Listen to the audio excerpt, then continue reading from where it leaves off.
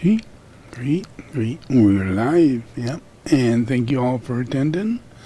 I'm going to be doing more of the little Dharma teaching, so prepare yourself. It's going to get exciting. Really, that's funny. Okay, so let's get all excited about meditating. So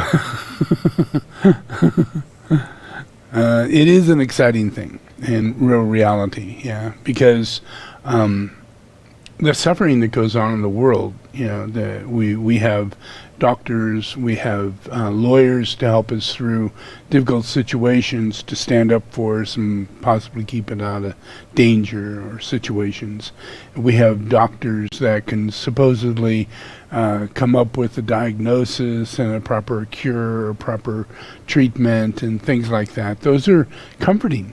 Yeah, that's comforting to have in the world. We do have that. We have a government that's more democratic than most other countries, absolutely, yeah.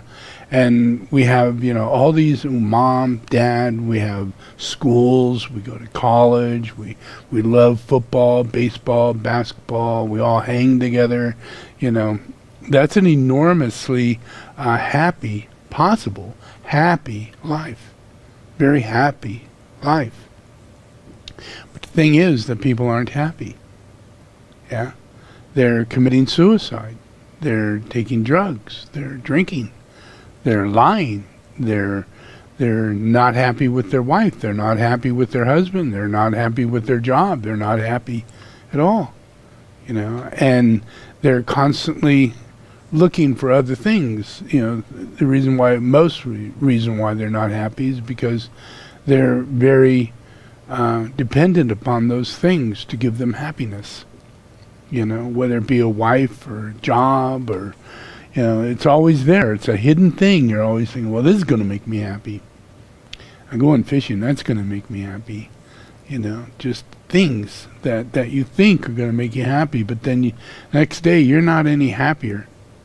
You know, and you're not seeing things much different, and the world's not getting actually better.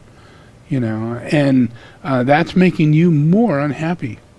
Because you do have this wisdom enough in you to know that things aren't right, you know. And what way do we go? Do we actually take our personal responsibility over this thing?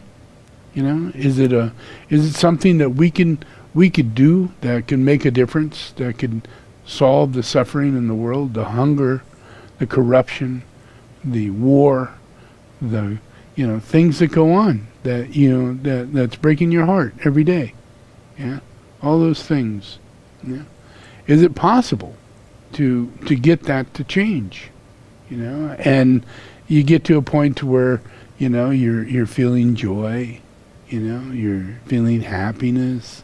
You know, you're expressing compassion. But how, you know, those are our hopes. Those are our ideals. That's where we have them. Somehow we know these are the qualities we need to be happy. We need to be compassionate, but yet we fly off the handle and we get upset, and, you know, we do and say things, you know, that obviously we're not compassionate. You know, we want to be compassionate, and we can identify with possibly with what is compassion, you know, and, you know, and then you just allude to, well, I'm obviously, I am compassionate. You know, I can think of a few things that I do that definitely are on the borderline of being compassionate, you know. You know, or you have yourself completely deluded thinking that you are, and yet you don't do anything that shows compassion, charity, caring, sharing, giving, without it not having anything to do with what you're going to get for it. You know, or how much it costs you to give that away. You know, oh my God, I gave $5 away. You know, it cost me $5. Now I don't have $5. You know, what's this creep going to do with $5? A creep, you know, taking my $5. You know, we're not happy. Even if we're doing charity, we're not happy, you know? Even if we're, trying to take care of our kids and we're trying to do the right job, but in reality, we have no idea how to take care of our kids. We have no idea how to take care of ourselves. We have no idea how to live our lives. We don't. We're making it up as we go along, and we're pretty much the best group, America. We're a collection of all the people of the world. So we come here because we have like-mindedness. We're smart. We're experientially smart. We have the past of being German, the past of being whatever nationality you are. You carry with you, you bring with you. There's you go skill-wise, when you go through cultures, skills are developed in cultures. And people, whether you're in India, oh my God, you could build statues, you could do things most people never even think about doing. You're an artisan, you got these really great skills, and you go to another country and they got these other skills that just blow your mind. They're not at all what I've experienced, because they're usually from cultures, place you live for a long period of time, and you develop wisdom. You make decisions. You're in service. You build skills. That's life. That's what we do.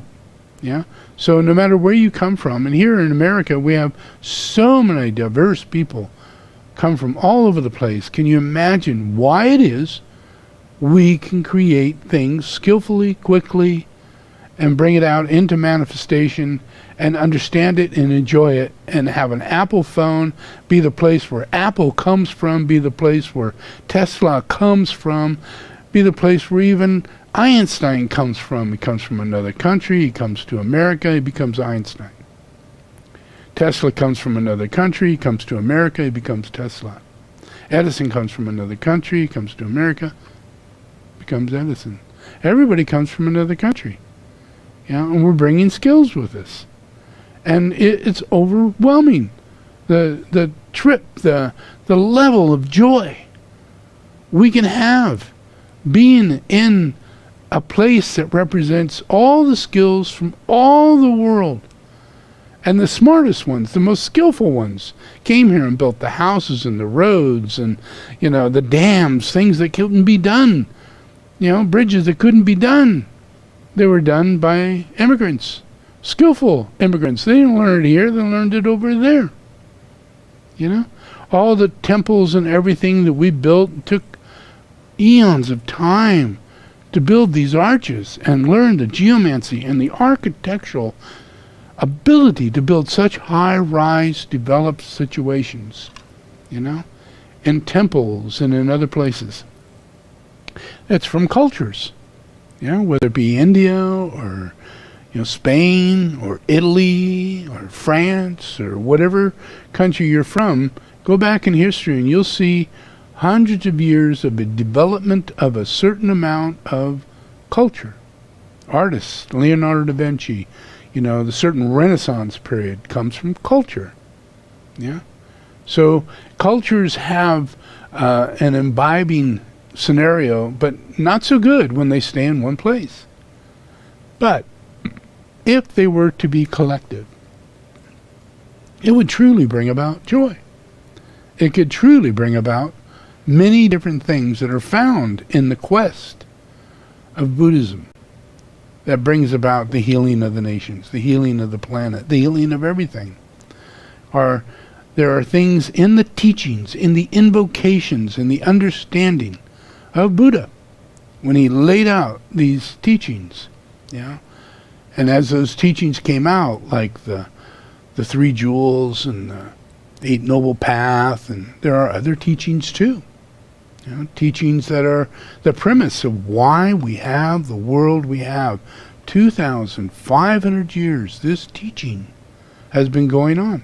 It's based on reincarnation. So the master teachers would come from this group, from all over the world. And you go back to Buddhism, you'll see that it traveled all over the world. It migrated everywhere. All of Asia, all of Europe, all of China, all of Japan, all the way over to European countries, into Spain, into Italy. Yeah? It kept growing and growing and growing. Yeah? And if you practice Buddhism, going all the way back to now, it is an unchanging scenario. It's unchanging. So what's the outcome of an unchanging scenario when you're seeking simply happiness? Just happiness. And then a few other things that kind of go on top of it, because they come from the emanation of Buddha. 10 emanations manifested, starting through Chenrezig, which would be the 10th emanation. And that is the full witnessing of being a Buddha. All things there is to learn, from joy to happiness. All these things that come. Let me show you a few things.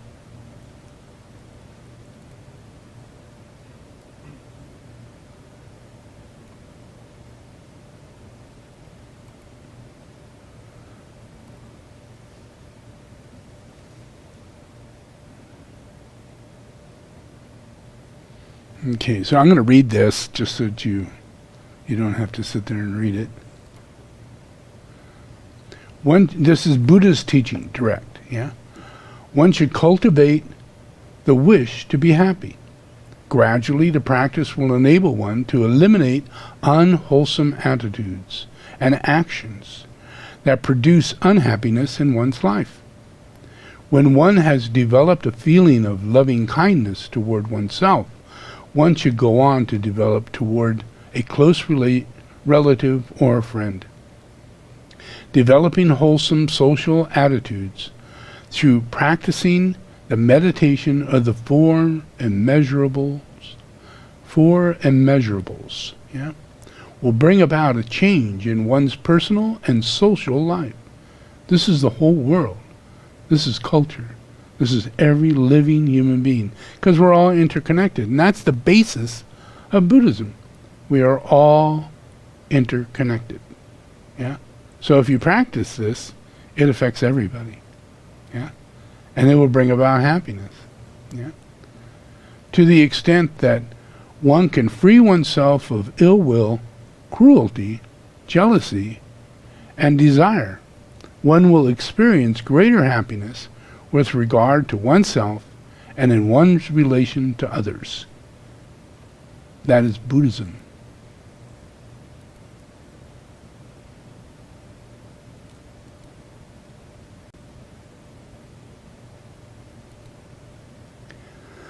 Meditation on the Four Immeasurables.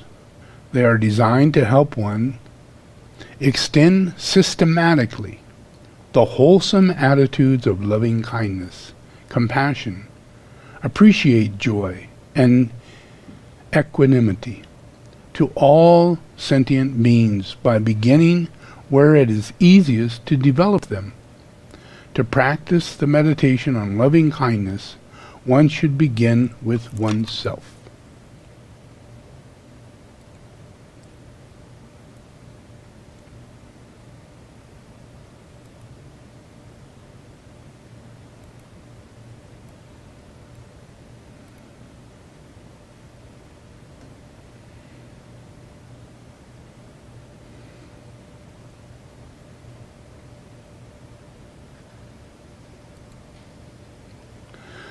Loving kindness is the first immeasurable.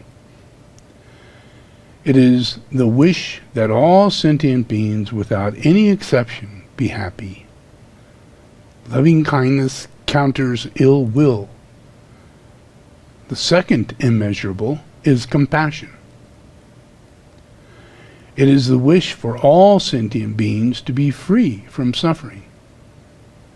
It counteracts cruelty.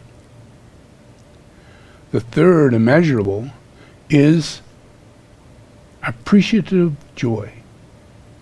It is the wholesome attitude of rejoicing in the happiness and virtues of all sentient beings. It encounters jealousy and makes people less self-centered.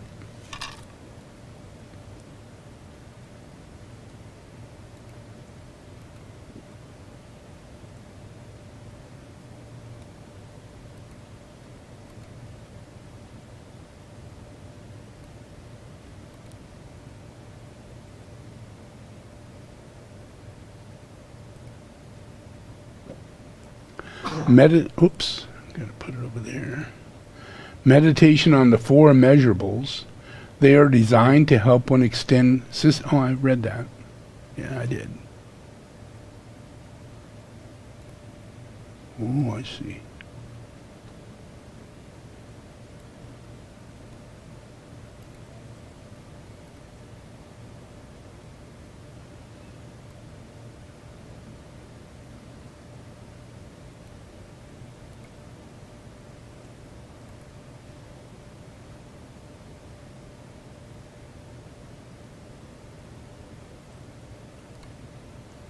All life is interdependent. Therefore, the happiness of one individual depends upon that of others. The Buddha taught that the Four Immeasurables, loving kindness, compassion, appreciative joy, and equanimity, in order to remove all ill will, cruelty, jealousy, clinging, and aversions. In meditation, the Four Immeasurables are extended to all sentient beings. Through cultivating the Four Immeasurables, people can achieve happiness now and in all future lives.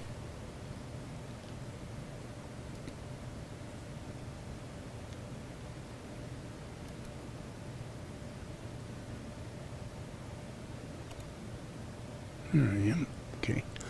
So, to try and better understand the process is that it is a matter of how in Buddhism it's a science, and it's a focus of, from the enlightened aspect where Buddha's sitting, knowing that everybody needs to be happy, and okay, this will cause this to change it.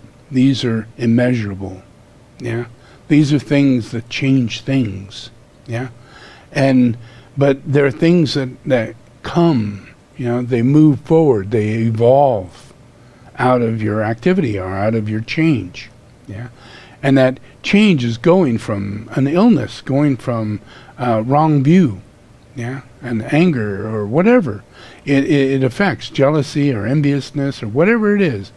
It's there and it needs to be changed, and to do that you have to have the truth is that you don't have any of those experiences.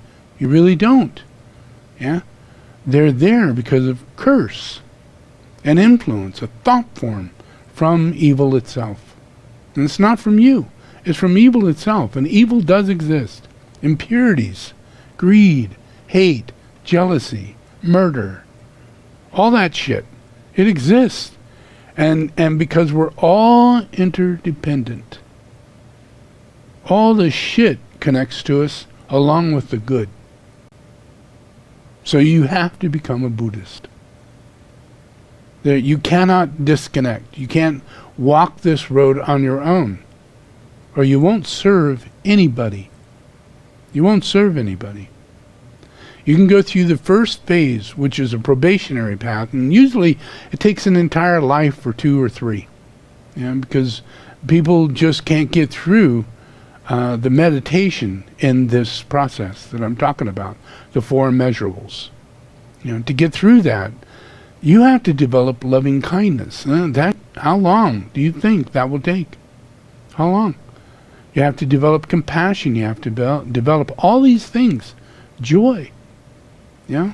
Loving kindness. All these things.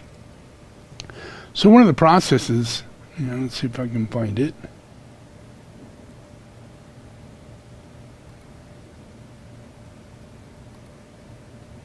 I did it. That was fast. Okay, so this is the Four Immeasurables, and it doesn't matter which way you look at them. They are the four. So we're looking at, one is equanimity, which is the wish that beings may be free from the attitude of attachment to some and aversions to others. So you like this, but you don't like that. Why? Why? What is going on? And you don't know. You just have the experience. You just have that experience. Well, that's not right. It's not right. It's not the experience. Because you should love everybody.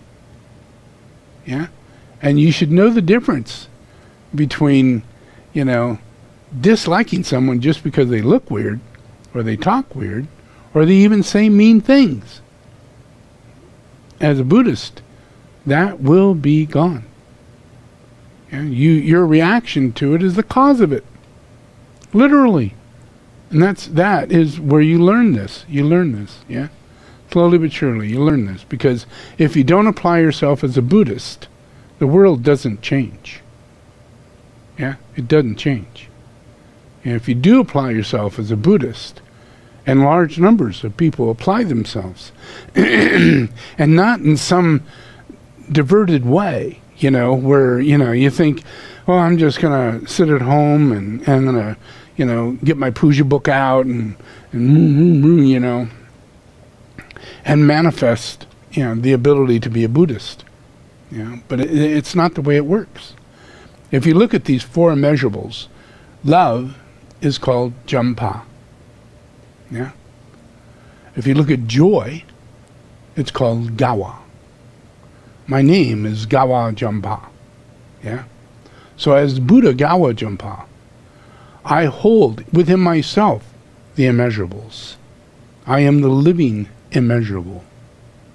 Yeah. And it comes from 10 enormously powerful Buddhas.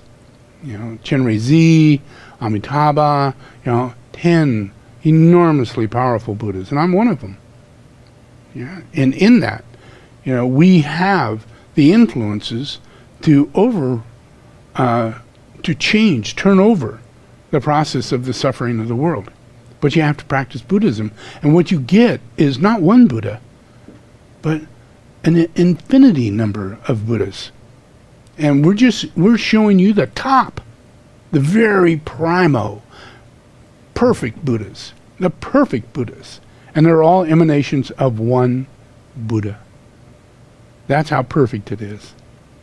There's no separation whatsoever, and the Buddha proves that by emanations. Yeah? Yeah? And you will never see that in this world. You'll only see it in Buddhism.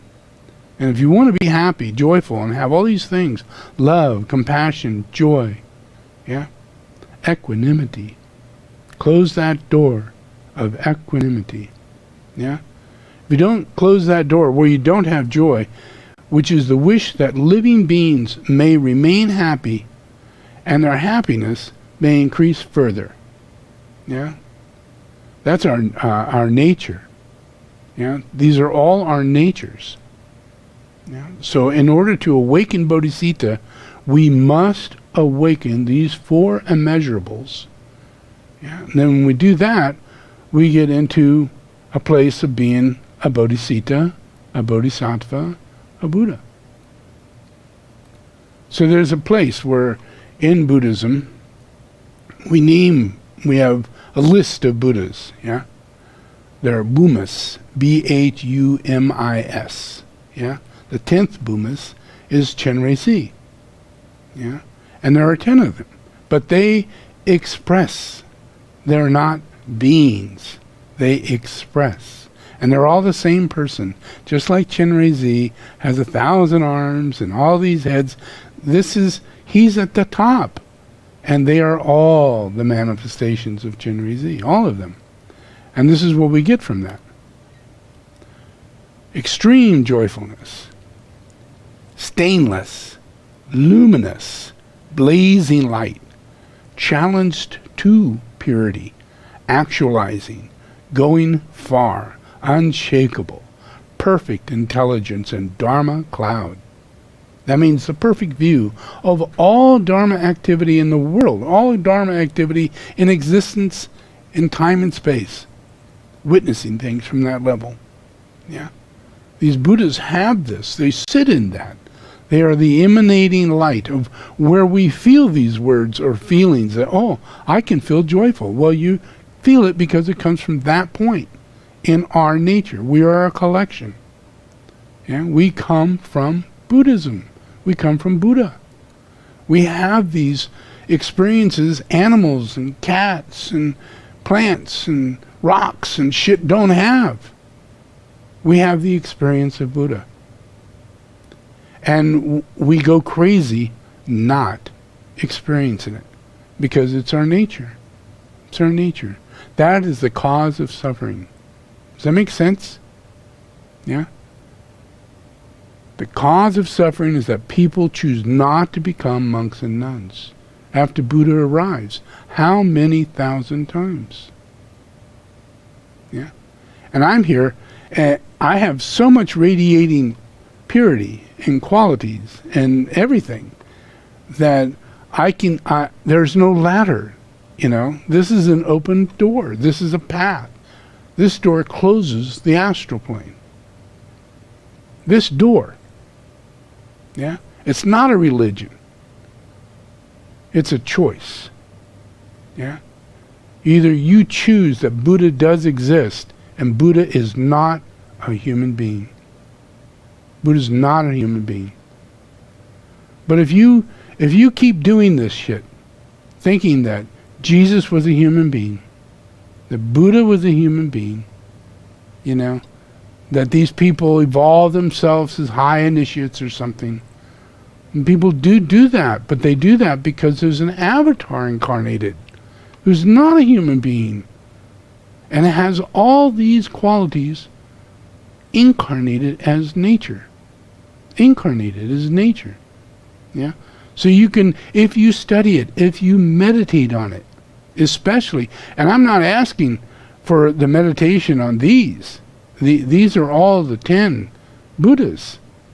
You know, the qualities and influences that come from them.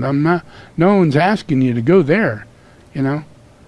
It's just the process of us knowing that we have to focus on the immeasurable. Yeah? What it is that we are, we measure it, we do experience it, we live within it. Yeah? And we need to seek loving kindness. Yeah? We need to be that. And the first person who gets that is you. Yeah?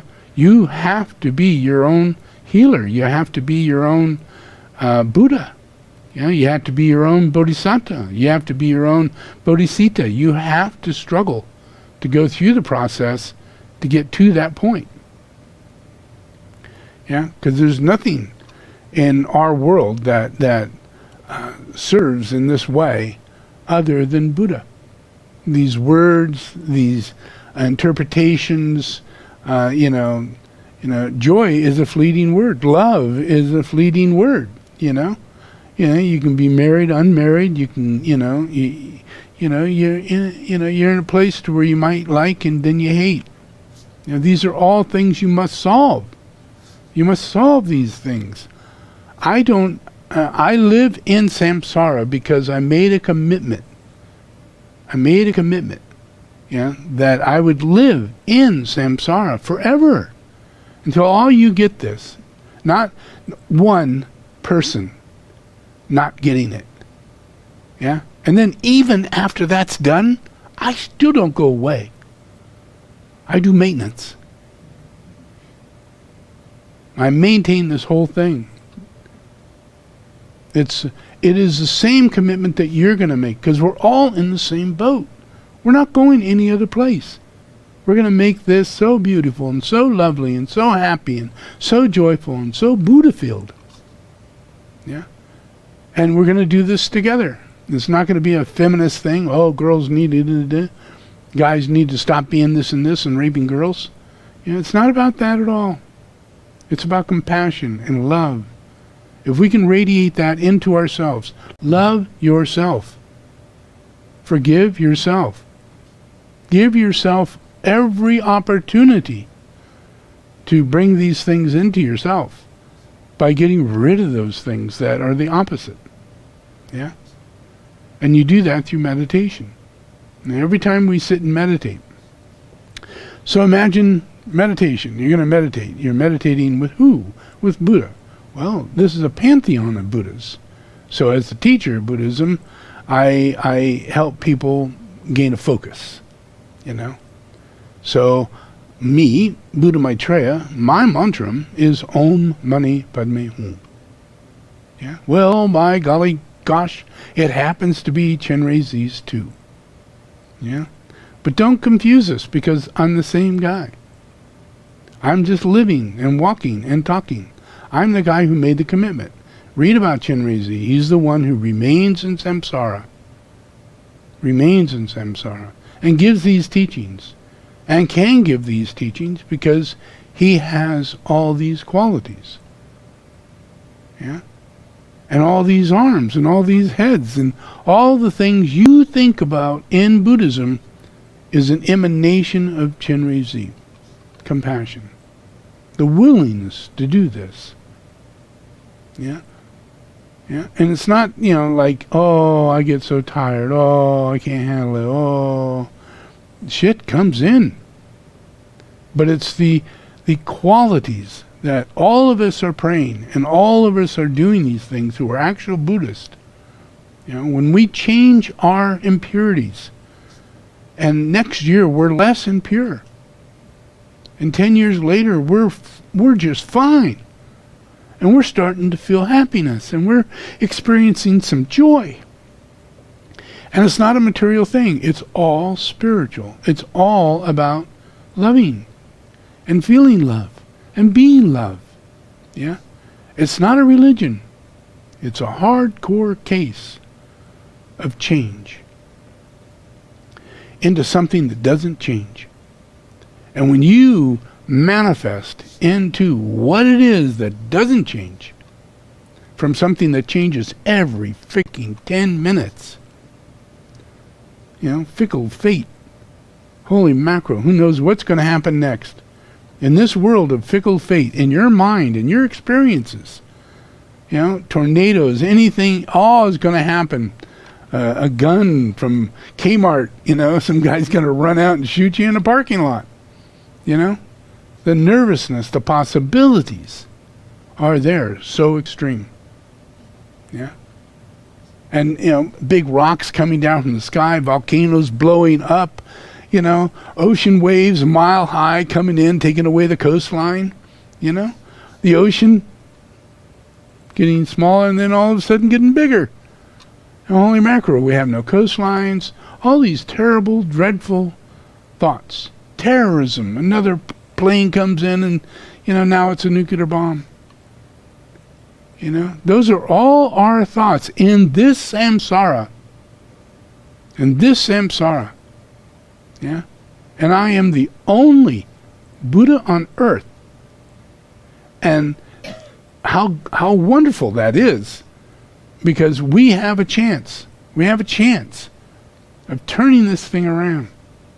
You know? And getting this out of samsara into an awakened state called Buddhism. Practitioners. You know? Real life practitioners. Where I can pull out, you know, where we're all doing our, you know, Om Mani Padme Hum, Om Mani Padme Hum, and we believe it. You know?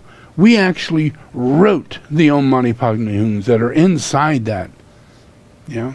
The 100,000 Om Mani Padme Hums and the 100,000 Om Mani Padme Hums that you do. You know? All emanating, creating you as a spiritual entity through the science of Buddhism. A silly thing called Tibetan Buddhism. Yeah? Which I happen to be super duper great at. Yeah? Top of the line. Yeah? So when we take this practice, when we move this practice, we're joining in on what you already believe to be the masters of the world. The Tibetan Buddhists. Yeah? Many people automatically just go, oh my God, you know, they levitate, they melt snow, they, you know, they're peaceful, they're kind, they're, you know, just all these good thoughts about all these Tibetans because they do work on it. Yeah? And there's some real assholes out there, some very conniving, wrong Tibetans. Yeah? Because there's bond. But they're still there. I was with them. I helped them. Even in the middle of the worst of samsara. The worst. The worst. There wasn't even an America at that time. Yeah? And I was able to raise them up to what we have. We have now karmapas. Yeah? We have monasteries, Drepung. Yeah? We have Ganden. We have thousands of beautiful monasteries with really wonderful education of Buddhism and the practice and the meditation to raise up all sentient beings as a science. As a science. And most of the science is to quicken the coming of Maitreya. That's Tibetan Buddhism. Manlam. The focus is to do something that is so powerful that it invokes and evokes Buddha into the world, because they practice the teachings of Buddha. They want Buddha right in front of them. And they have all the right to do that, all the right to bring it about. And they did. They did. And here I am, yeah? And all that we're going to move, from this point on, from here on. I'm not going to make it easy, just etheric weavers and pendants and wear a solar form and things like that. That's going to end, and all darshans is going to be focused upon these things for your meditation, for your commitment, for you to take refuge, for you to understand why you took refuge and how that will change the world almost overnight. Because there are just millions and millions and millions of people out there that are on the edge with weavers and stuff. That if they had the click, which is a collective, unified click inside of people, and they go, wow, I'm going to do this. He's right. This is the thing to do. I'm dropping Catholicism. I'm dropping Judaism. I'm dropping being a Muslim. I'm dropping all the religion that I've gone to. I am dropping having faith in myself. I'm going on into having faith in humanity. And I'm going to be in service to bring that about through the science of Buddhism. And this is what's going to hit the minds of humanity, because this is all about purification and enlightenment and bodhicitta. And the teachings I give are the only teachings on earth that resonate with the human being. It's the only teachings that resonate, because I'm here as Buddha in a physical human body, able to bring these teachings out. And to do that, I have to dispel all the glamour that surrounds me, and then be able to bring it out in a way in which it can be clearly understood, and people can pick it up, and people can resonate with it, and the teachings can begin. So as I'm starting to put out the Chenrezig Puja and other things and these meditations, we're going into refuge, and masses of people will take refuge. And that means that they're going to start having an inner sense of compassion, a healing going on that changes their independent reality, their lack of ability to love each other and love themselves, especially love themselves, heal themselves. Because this is all about healing. And we have no idea that we're sick. We just think, we're okay. I haven't got cancer yet. I'm still alive. My knees still work. I'll just not exercise as hard. But it's not about that. It's about reincarnation. It's about seeing happiness in the world. It's about ending gun violence. It's about ending even the thought that children are raped and molested and harmed and used and abused. And all people, whether you're male or female, no matter whether you're young or old, people are abused. Look at the people on the street. How abusive can it get?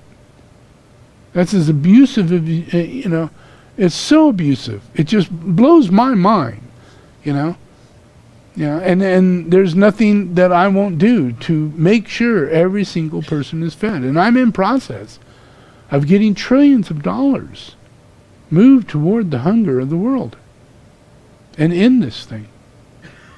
At least feed everybody every single day, and put the clothes on these people every single day. Get them off the street and into a small house every single day until every single person is in that way. And that's going to happen. I promise you. It will happen. And it's only because of the process of awakening premature, influences that that are there but can't be brought out. Yeah, all these compassions and empathies and caring and all these things, they're there, and we're talking about it, and we want it, and we everybody's got signs and everything. We're all gathered for this. Yeah, but we don't know how we have to pull it off. We don't know that it's through Buddhism. We don't know that it's through the second coming of Christ.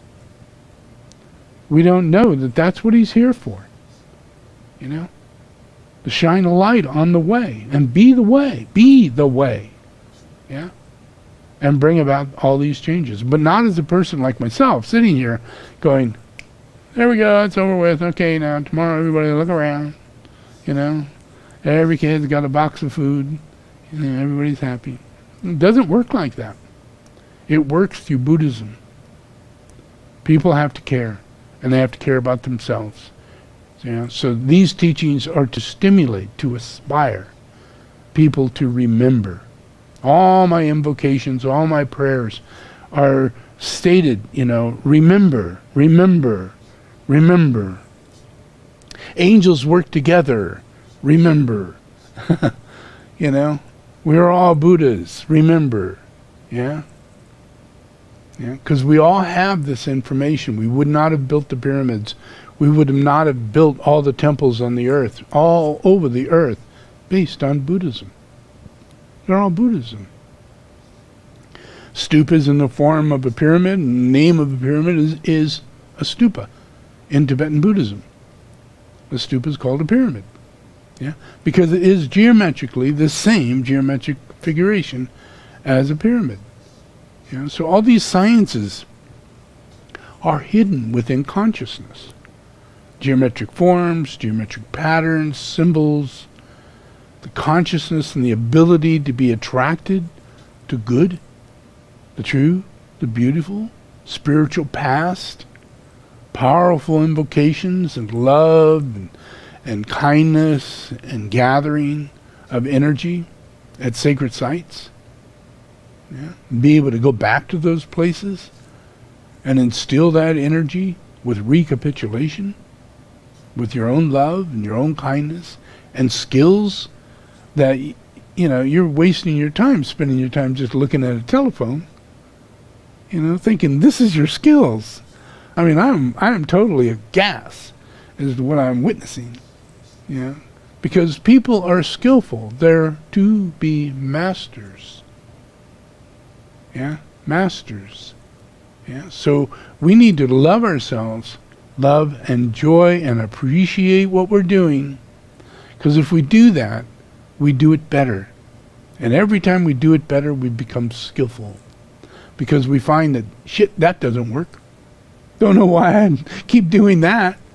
And these are things that alleviate your process of, I don't like this person and I do like that person. All those things come into play in everything in life. They're all connected. The immeasurables. Yeah. So the key to the immeasurable is the mantram. Yeah. The mantram. So here's a little mantram.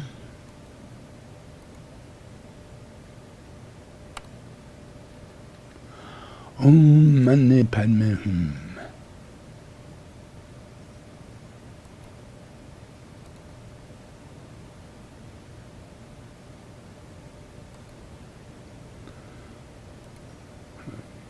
Let's see if I can find this. Yeah.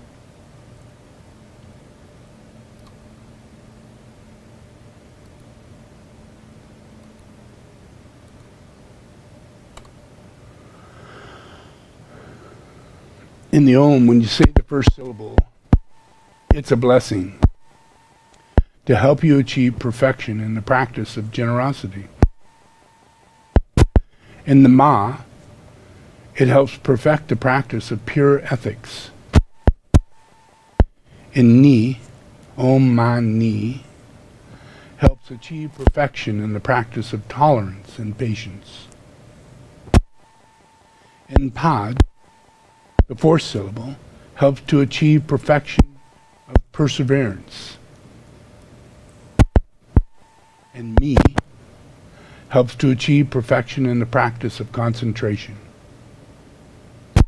And Hum helps to achieve perfection in the practice of wisdom. Yeah?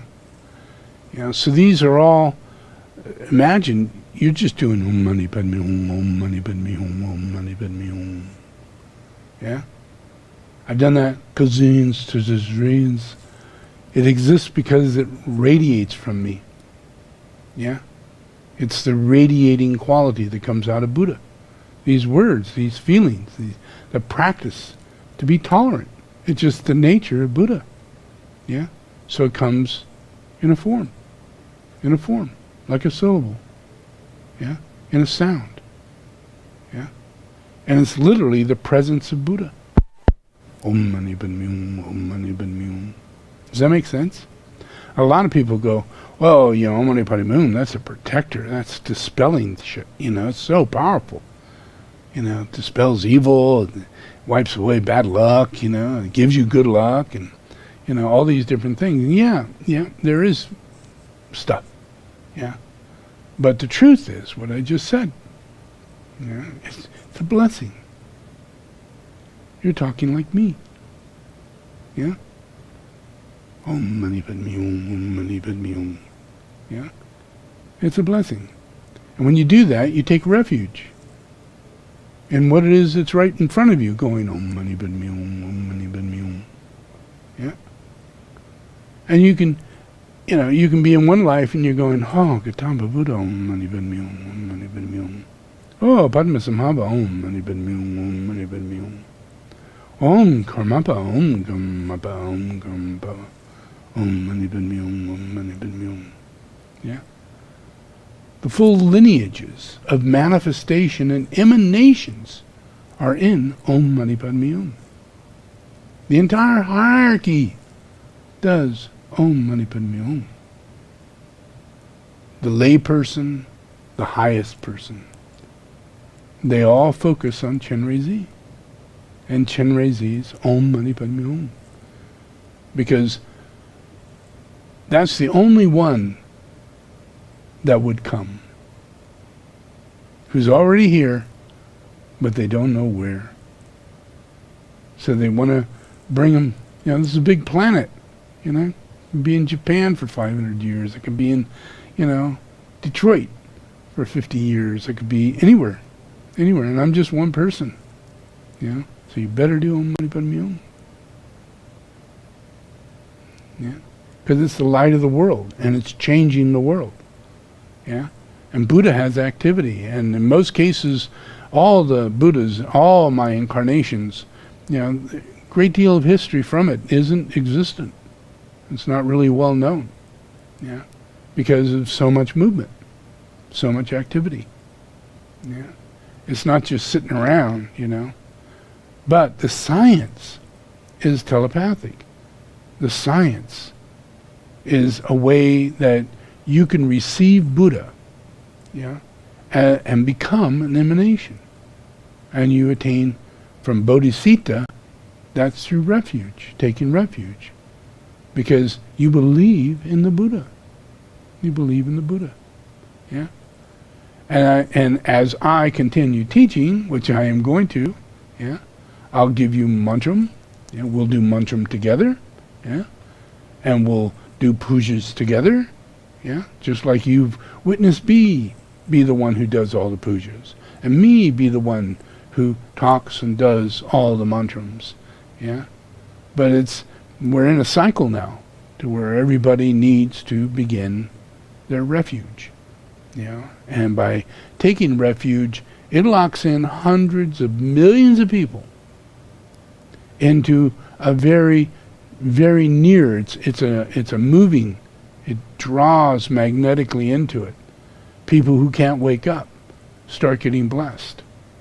They start getting woke up because people are taking refuge. And you have no idea how powerful you are because you're just a person, But you're not. You're being overshadowed by your teacher, and your teacher is the Buddha, and you're just, just coming to find out what the heck does that mean. Because there's no There are books that talks about religion. There's books that talks about gods. But this is a real science that you're based on. You were created in. Everything is created in. That's why it's unchanging. It holds the whole thing together. Yeah. So as we take refuge in this process, it's going to alter everything. Time, people, incarnations, circumstances, people's minds, especially attitude. Yeah?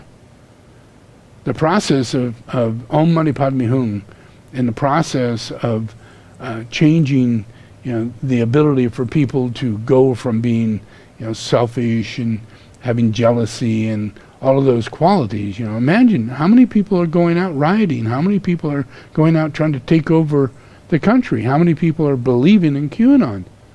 This is an extreme energy that's been built up. It's building up more and more and more. So there's more killings, there's more people shooting, more people driving unsafe. More. Yeah? Because we're being pushed. And I'm in a process to where I have to tell you, I have to include into our teachings taking refuge and getting people to move in that direction and take a serious note. And after you take refuge, we have darshans every 3 months. We have to focus on making sure that that happens. And the number of the darshans, people, if we get to over 200 people, the darshan price goes down about, I think it's $150, $200. And when we get to 400 people or 500 people, the darshan goes down even more, another $400 or $500. So it's only $500 for the darshan. And we get to 1,000 people, then we're at a place to where it's only like $200 for a darshan. Yeah, and as it grows, we're getting down to $35 for a darshan that everybody right now is paying, because we have to build these monasteries where the masters are waiting to have a room so that they can sleep and eat and continue praying, in the middle of China. I mean, really, come on. Think about it. We're up against a wall of hate. We're surrounded. You're surrounded. I'm surrounded. Yeah? And we're using superpowers to get this to happen. Superpowers. Yeah? And it requires taking refuge. Yeah? Because everything's on a quantum level. If you know entanglement theory, the relationship of the string theory or entanglement theory, we are all interconnected. So whatever I do in radionics or energetic medicine or things like that, I can treat a person with an etheric weaver at a distance anywhere in the world. Yeah? Because I'm using entanglement theory. I'm using quantum levels of reality that are real, that are totally real. And we have no idea those things really exist. But I've been doing it ever since I was a child.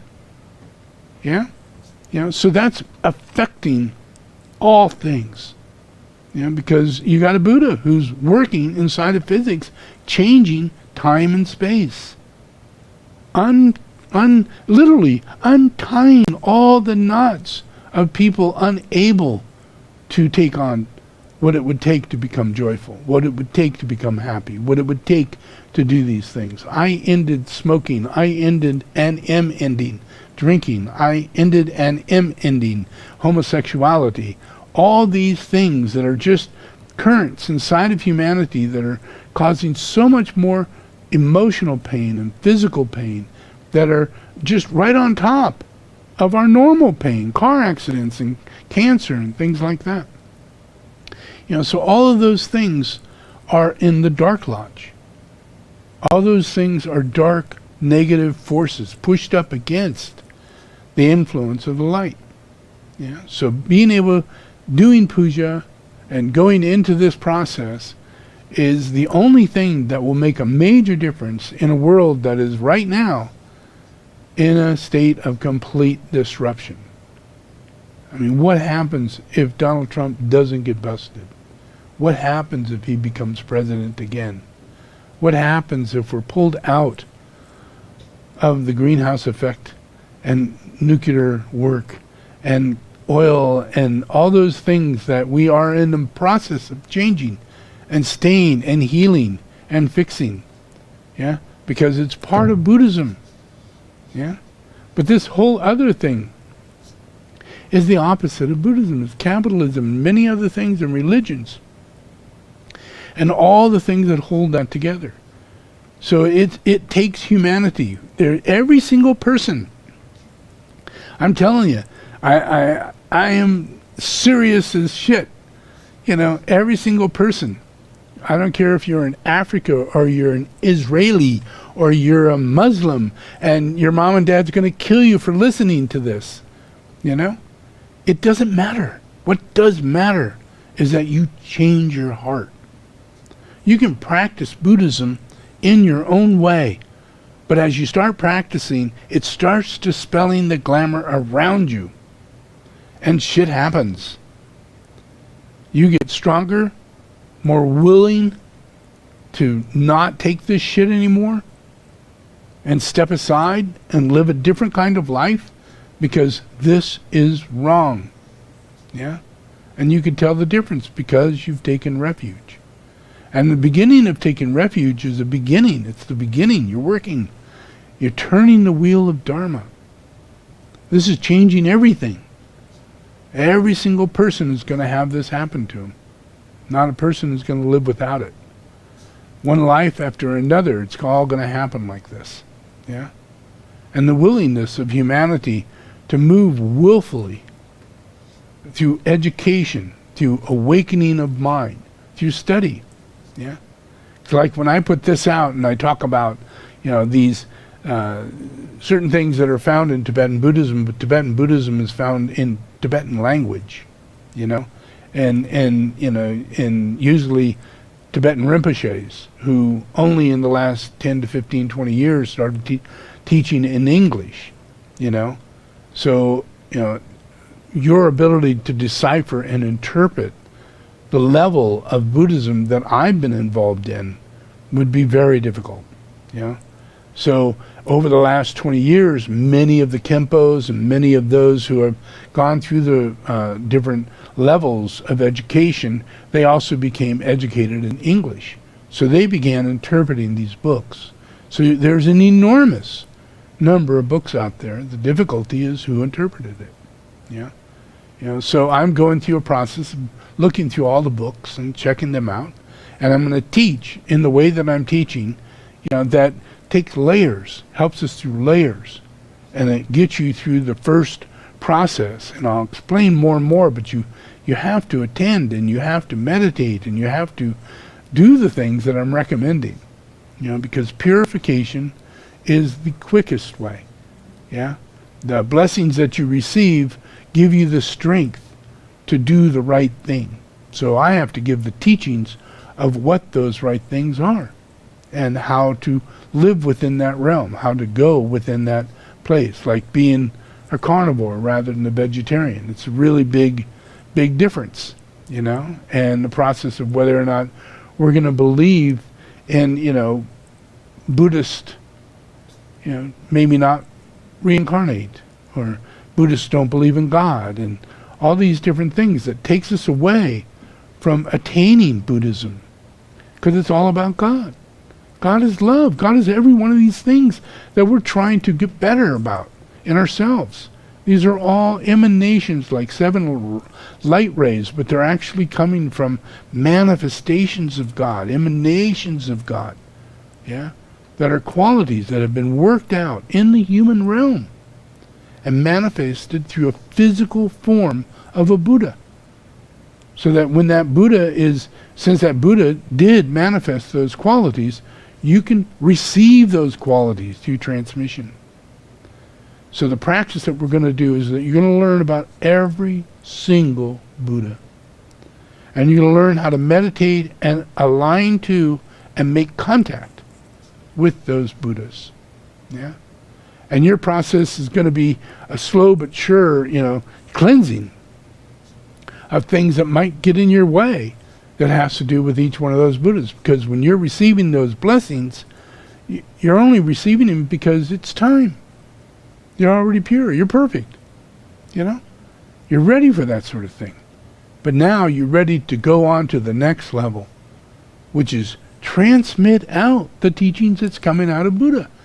You know, YouTube's nothing compared to the mind and the soul of a human being. You know? That's how real Sangha manifests, is through the telepathic relationship of believer and receiver of the teachings and the Buddha. And then everybody out there, they receive the teachings and they go to YouTube and they get their Weaver or they get whatever they're getting that's connected, that hasn't really brought them together yet, but it's the Sangha who's slowly but surely healing and waking up, that brings everybody into a place to where they realize, wow, you know, he's got YouTube teachings. You know, he's got these things going on. Yeah? And we could take refuge. And there's a place called Shambhala, and we can actually go there.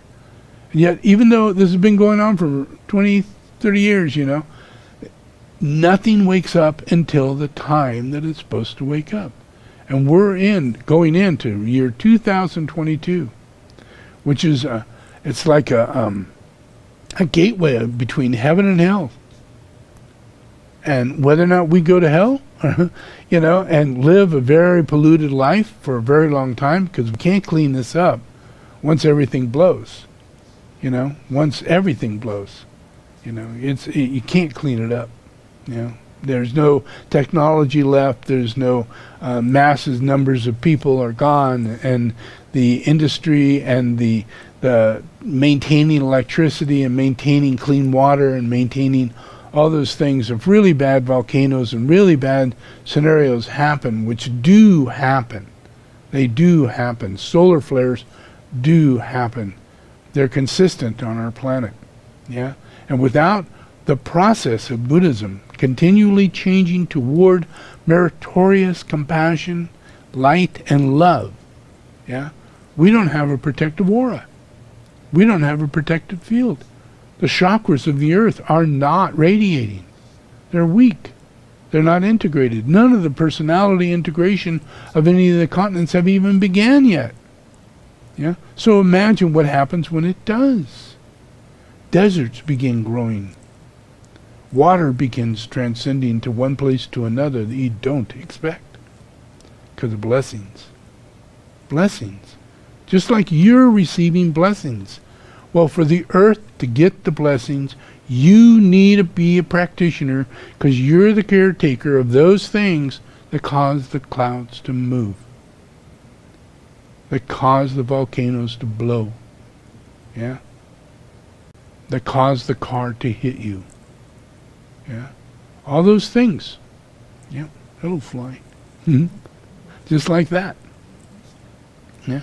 There isn't a thing. I gotta fly. Maybe not for long, huh? All right. So let's go ahead and begin meditation.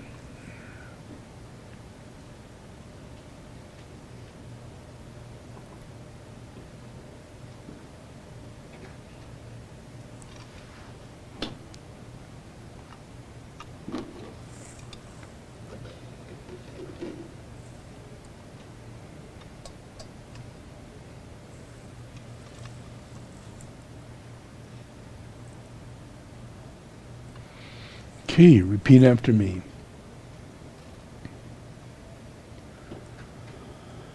I invoke the power, the love, and the wisdom of my ashram, soul, and monad.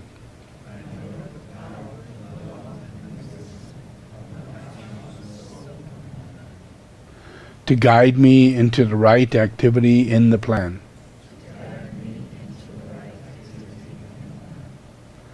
To clarify and stimulate my mind. To transform and transmute my feelings and emotions.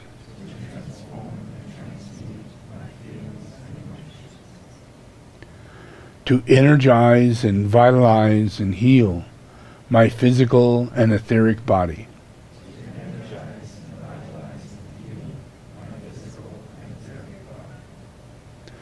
So there is a normal flow of energy in my physical and etheric body.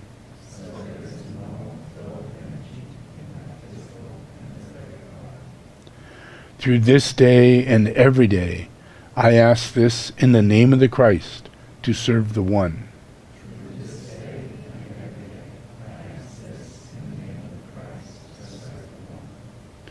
All in the name of the Father, the Son, and the Holy Spirit. Amen.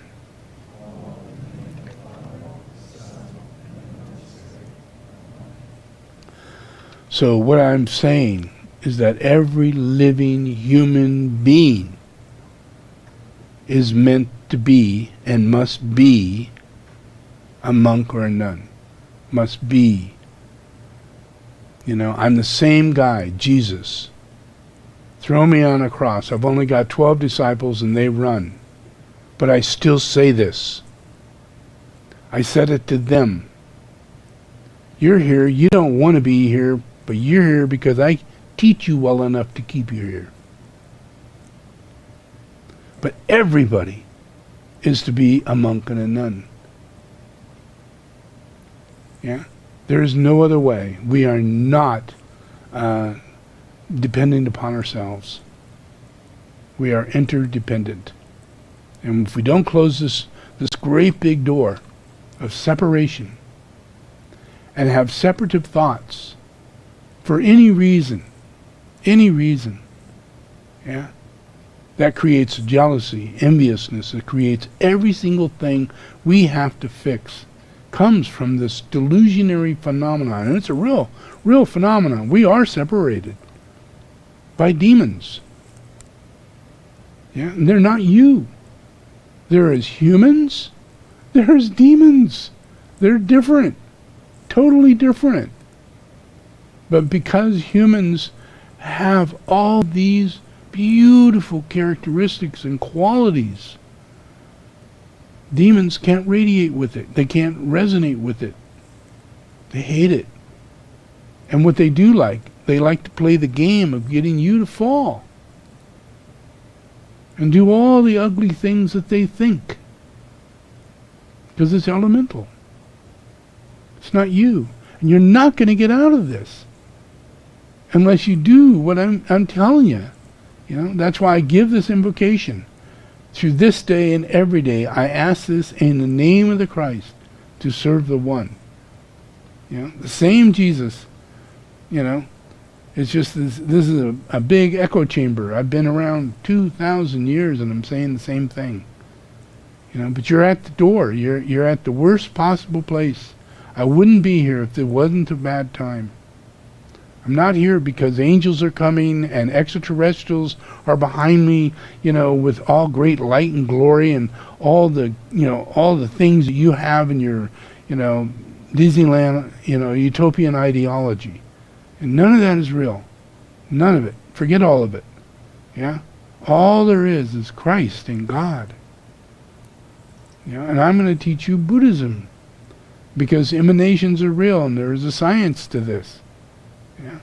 And for all of us to move through this, for all of us to make a difference in this, we need to realize, you know, that this is one ashram. So the invocations that I give in this is invocations for our future. We're all ending up in one place, and we need to let go as soon as possible. The illusion that we're not a monk and we're not a nun. And the illusion, just for any reason, that separative energy. Imagine, we're all emanations of God, but yet no one wants to be the student of God. No one wants to become a child of God, and it requires changing all those things that make you not that. And you can't change them on your own. You've got it through transmission. You must do it through transmission because we're 100% spiritual. You think we're even maybe 30% spiritual, but you're not. You're 100% spiritual. Your body's going to fall down on the ground and you're going to stand there looking over it and going, holy shit, he was right. You can see your hands, you can see your feet. The only thing that changed is your stupidity, your ignorance, your lack of ability to witness, what it really takes for you to find happiness. I mean, once you're dead and you're looking down on your body, and you're ready to go, and happiness starts flowing through you. It's automatic. You're released. You're free. This is great. You don't want to leave that area. You don't want to go back into that suffering body. I'm done now. Whoa. And a lot of times you do. And it never is a good idea. Never is, never feels right. You're just almost waiting to die. Yeah. To God to call you. Yeah. Because you don't exist in the way you think you do. You're 100% spiritual, and you must put that to effect. Rather than, listen to me and then die, and you're all going to die, and you're all going to look down at your body. All of you are going to look down at your body, and then you're going to have a nice little talk with me and other people who listen to me, or have a nice little talk with you. And you'll come to understand then when you reincarnate, you won't have all those things that you had that didn't allow you to take this leap while you're alive. Your fear, your ignorance, those emotions, what you think is your physical well-being. Wow, if I go this way, I could lose everything. I could lose my life. I could lose my direction. I could lose my mind. Well, what can I say? You're not going to lose your mind. You're not going to lose your direction. I'm just telling you. So doing the process, doing the puja is a science. It is a science. You can put your heart and soul into the local doctor or the physicist or the possibility of all the things in engineering or whatever goes on in the world, yeah? But you are 100% spiritual, and it's me that makes you that way. It gives you life forever, yeah? It's the reason why when you die you look down and you're still alive, yeah? Because I've known everybody, yeah? I've never not met anybody, yeah? Everybody's got it. Everybody's got the soul. Everybody has the reality of heaven. Yeah, it's whether or not they want to take the leap and go through all the struggle it takes, the patience, the virtues, the changes. Taking one brick down, another brick down, getting rid of that and getting rid of this, but then transforming. Because every time you take something out, something grows. And it's you. Nothing goes back. Nothing takes its place. Only you. Yeah? Does that make sense? Okay, so let's do this. We're going to do a Chenrezig puja. So do the Om.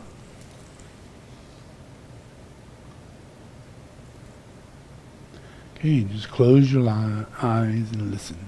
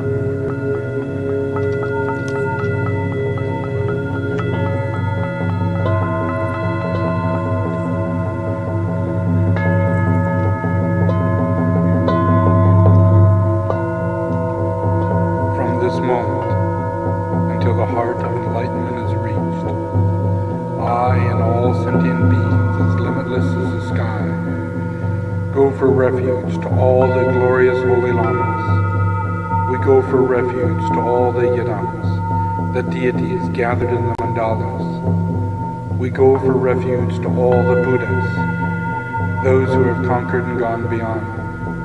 We go for refuge to all the supreme Dharma. We go for refuge to all the noble Sangha.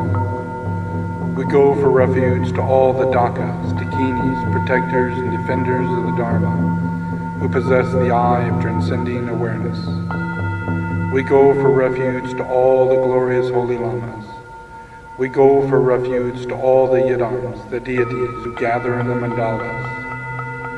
We go for refuge to all the Buddhas, those who have conquered and gone beyond. We go for refuge to all the supreme Dharma. We go for refuge to all the noble Sangha. We go for refuge to all the Dakas, Dakinis, protectors and defenders of the Dharma who possess the eye of transcending awareness. We go for refuge to all the glorious holy lamas. We go for refuge to all the yadams, the deities gathered in the mandalas.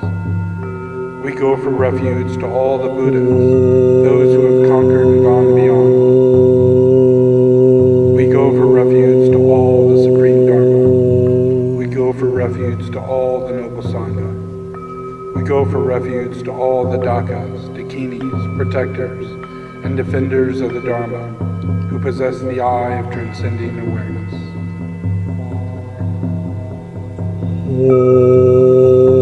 To the Buddhas, Dharma, and Supreme Assembly, I go for refuge until enlightenment. May I, through merit gained by gifts and so on, accomplish Buddhahood for the sake of all beings. To the Buddha, the Dharma, and the Supreme Assembly, I go for refuge until enlightenment. May I, through merit gained by gifts and so on, accomplish Buddhahood for the sake of all beings. To the Buddhas, the Dharma, the Supreme Assembly, I go for refuge until enlightenment. May I, through merit gained by gifts and so on, accomplish Buddhahood for the sake of all beings. On the crown of my head, and all sentient beings pervading space, there rests a white lotus and a moon seat. From Hri appears the noble, all-seeing one, white, bright, and radiating 5 colored light rays, smiling charmingly and gazing with eyes of compassion. He has 4 arms, the upper 2 joined together, the lower 2 holding a white lotus and crystal rosary. He is adorned by precious jewels and silks. A deerskin covers his upper left shoulder. The Buddha, a boundless light, adorns his head. He sits in the Vajrasana. His back is supported by a stainless moon. He is the essence of all sources of refuge. Lord, whose white body is not clothed by fault, whose head is adorned by a perfect Buddha, who looks upon all beings with eyes of compassion. To you, Chenrezi, I pay homage. Lord, whose white body is not clothed by fault, whose head is adorned by a perfect Buddha, who looks upon all beings with eyes of compassion. To you, Chenrezi, I pay homage. Lord, whose white body is not clothed by fault, whose head is adorned by a perfect Buddha, who looks upon all beings with eyes of compassion. To you, Chenrezi, I pay homage. To the Sublime One, the mighty Chenrezi, to the Buddhas and their sons, who reside in the 10 directions and the 3 times, with complete sincerity, I pay homage. I offer flowers, incense, butter lamps, perfume, food, music, and other real and imaginary offerings, and so on.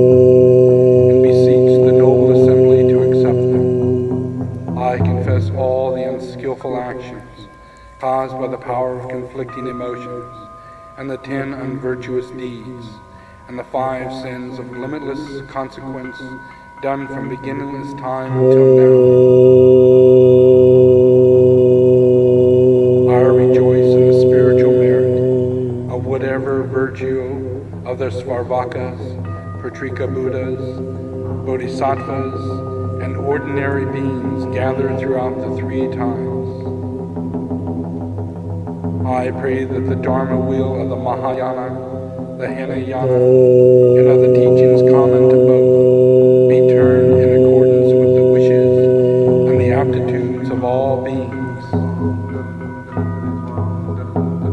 I beseech the Buddhas not to pass into nirvana, as long as samsara is not emptied, but to look with compassion upon sentient beings who wallow in the ocean of suffering. May whatever merit I have accumulated be the cause for the enlightenment of all beings. May I quickly become a splendid leader of beings. I pray to you, Lama Chinrezi. I pray to you, Yidam Chinrezi. I pray to you, perfect noble Chinrezi. I pray to you, Lord, Protector Chinrezi. I pray to you, Lord of Love Chinrezi. Great compassionate Victor, please hold us with your compassion.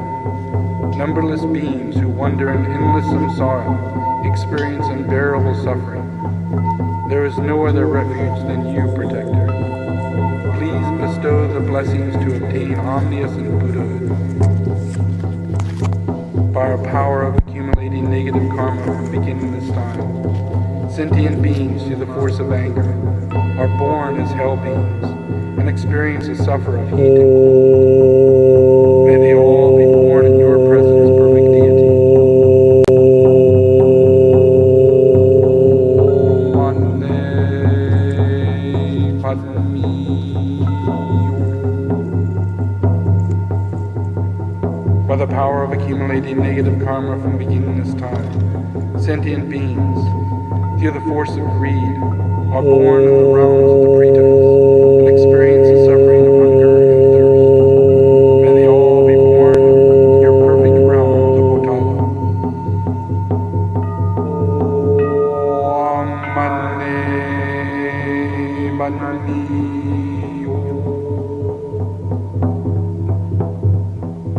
Hum. By the power of accumulating negative karma from beginningless time, sentient beings, through the force of stupidity, are born as animals and experience the suffering of dullness and stupidity. May they all be born in your presence, Protector. OM Mani Padme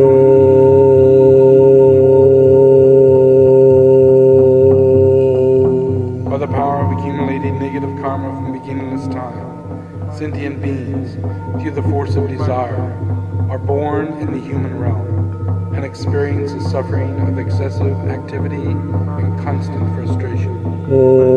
May they all be born in the pure land of Devachan. OM Mani Padme Hum.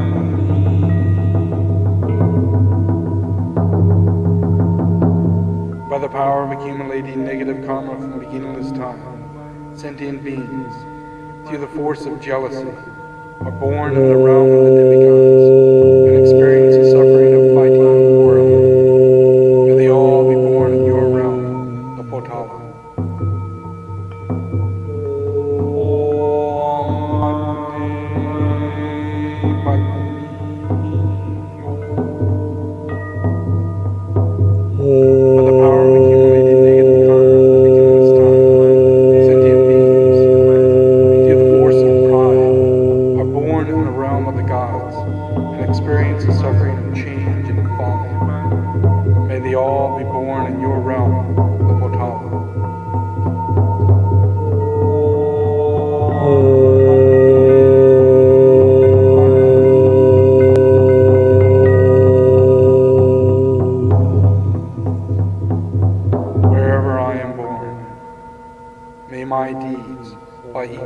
Chenrezis, liberate all beings from impure realms, and spread the perfect sound of the 6 syllables in the 10 directions. Through the power of praying to you, perfect Lord, may all beings who lie into discipline pay the greatest attention to action and result, and diligently practice virtue and the Dharma for the benefit of all beings. Through this one-pointed prayer, light radiates from the body of the Sublime One and purifies the impure karma, impure appearances, and the deluded mind. The outer realm is the pure land of Dewachya, and the body, the speech, the mind of the beings therein are the perfect form, the sublime speech, and the pure mind of mighty Chenrezi, the invisible union of appearance, sound, and vivid intelligence with voidness.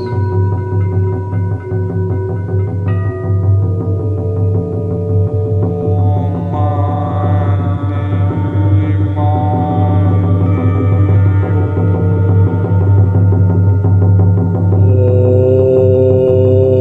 My body, the bodies of others, and all appearances are the perfect form of the Sublime One. All sounds the melody of the 6 syllables.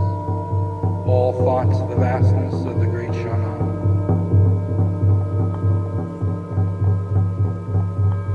Through this virtue, may I quickly achieve the realization of mighty Chenrezi. May I bring every single being to that same state of being. Through the merit of reciting and meditating, may I and every being to whom I am connected, when these imperfect forms are left behind, be miraculously born of Dewachya. And may I then immediately cross the 10 levels and send out the emanations in the 10 directions for the benefit of all others. Through this virtue, may all beings perfect the accumulations of spiritual merit and awareness. May they attain the 2 supreme bodies, which arise from merit and awareness. Bodhicitta is precious. May it arise in those who have cultivated it, and in those who have cultivated it, may it not diminish. May it ever grow, and may it ever flourish.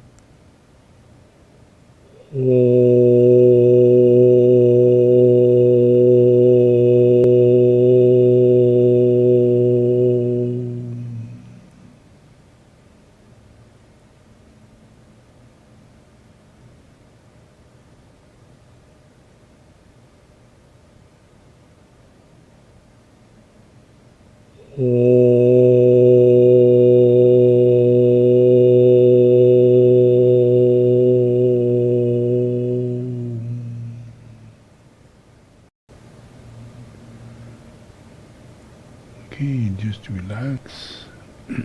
I'm going to do some Om Mani Padme Hum. So just meditate on that.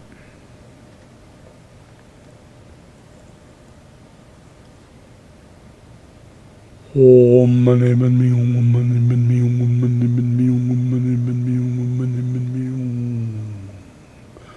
Om Mani Padme Hum, Om Mani Padme Hum, Om Mani Padme Hum, Om Mani Padme Hum. Om Mani Padme Hum, Om Mani Padme Hum, Om Mani Padme Hum, Om Mani Padme Hum, Om Mani Padme Hum.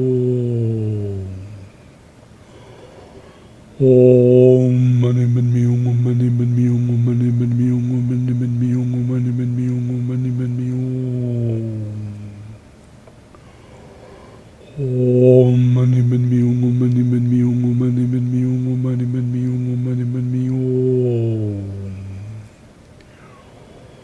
Om Mani Padme Hum, Om Mani Padme Hum, Om Mani Padme Hum, Om Mani Padme Hum, Om Mani Padme Hum. Om Mani Padme Hum, Om Mani Padme Hum, Om Mani Padme Hum, Om Mani Padme Hum, Om Mani Padme Hum. Om Mani Padme Hum, Om Mani Padme Hum, Om Mani Padme Hum, Om Mani Padme Hum, Om Mani Padme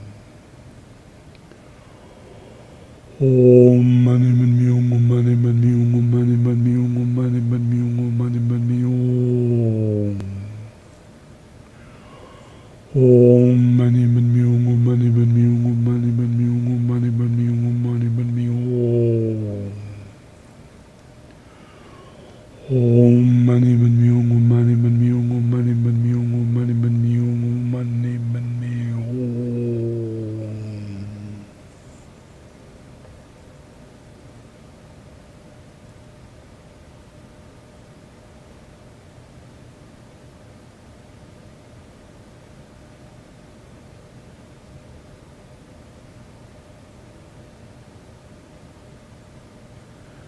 Okay, just relax.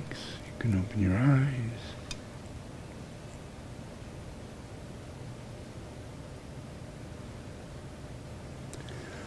All right, so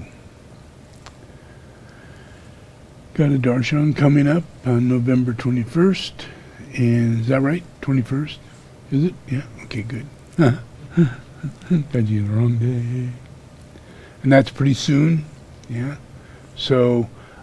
We need as many people as can possibly attend, yeah, and we've got rooms, and we've got just the statue alone is $170,000, and that's being paid for this week, you know. So, covering that, and then there's another $500,000 that's going into rooms, that has to be covered by February, the end of March, yeah.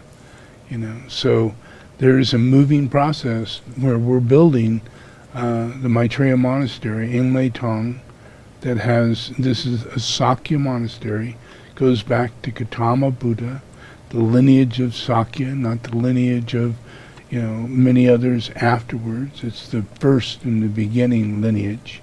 And so these are the highest masters that come from that mindset, that thought form that comes through the Sakya sect, yeah, and that's incredibly important to everybody. And you don't know what they have done and how they've protected this planet, the Sakya sect. They made it possible for Dorje Shugden to survive, throughout the Dalai Lama years, and they made it possible for all my other incarnations for me to turn the wheel of Dharma and the Kali chakra, and to make it possible for the Panchen Lama to receive an anointment directly from me over the last 3 incarnations of the Panchen Lama. They made it possible, because they know me, they see me, they witness me, no matter where I'm at. They know my existence, and they give blessings, anointing others into that process, knowing the existence of the incarnation of Maitreya, because that's the central point. But now we're taking that up to Leitong, where all future incarnations of anybody have to travel through that point, because that's where all the major masters go to meditate. It's the highest point in the Himalayas. It has the most sacred zones pass through that point. Ley lines that no one ever even heard of or even experienced are there, and they come from Shiva and Brahma and Vishnu and Jesus and all the major masters in the hierarchy all surround that spot. That's our history. It's our history.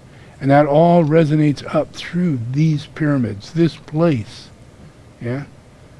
So there's, what we're doing is we're supporting our past, and we're bringing the future into existence, into the whole world. Yeah? So this darshan is a big thing. Big thing, big thing. Yeah, a lot of people in Drepung is going to watch this. A lot of people in Gan is going to watch this. People in Leitong is going to watch this, So it's going to be a very big thing. And they're going to see me inaugurate the process of Buddha Maitreya helping people take refuge. And that's intense. That's why they're building the temple. That's why they're building the place. Because they expect me to go up there, hang out, and teach all those masters. And I will. And I'll bring tens of thousands of students with me. In droves. All there, anointed by Shambhala. Yeah? Coming in the future reality of Maitreya. That we all exist in. We're here, we're incarnated from Shambhala, in Shambhala Monastery. Yeah? And this is our way of changing everything in the world. Yeah? So please try and attend the darshan. You know? Please try and help other people attend the darshan. If you don't think you've gone through enough and you can make it to Shambhala and be able to sit here, you could do this virtually. You know? And if you can't do it on this coming date, that you can receive this darshan after 2 weeks after the darshan. You know? So apply for it.